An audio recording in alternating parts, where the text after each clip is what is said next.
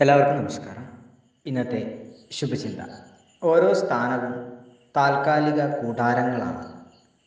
സ്വന്തം കരവലയത്തിനുള്ളിൽ പിടിച്ചു നിർത്തണമെന്ന് കരുതുന്നതെല്ലാം ആ വലയം ഭേദിച്ച് പുറത്തു കടക്കും. അവയ്ക്ക് കൊടുക്കേണ്ടി വരുന്ന വില പലപ്പോഴും ജീവിതത്തിൻ്റെ ആകെ തുകയായിരിക്കും. പിടിവാശി ചിലപ്പോൾ നല്ലതാകാം. എന്തിനു വേണ്ടിയാണ് ആ വാശി എന്നതിനെ ആശ്രയിച്ചിരിക്കുന്നത്.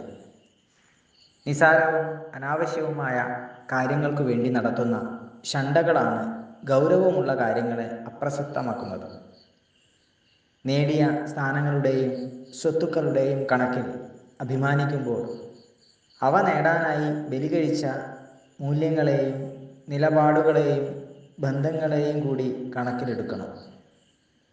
സ്വന്തമാക്കുന്നതൊന്നും സ്വസ്ഥത നൽകുന്നില്ലെങ്കിൽ പിന്നെന്തിനാണ് ഈ പിടിവാശി? എല്ലാവർക്കും നന്മകളുണ്ടാകട്ടെ. എല്ലാവർക്കും ജീവിത വിജയം ഉണ്ടാകട്ടെ. നന്ദി, നമസ്കാരം.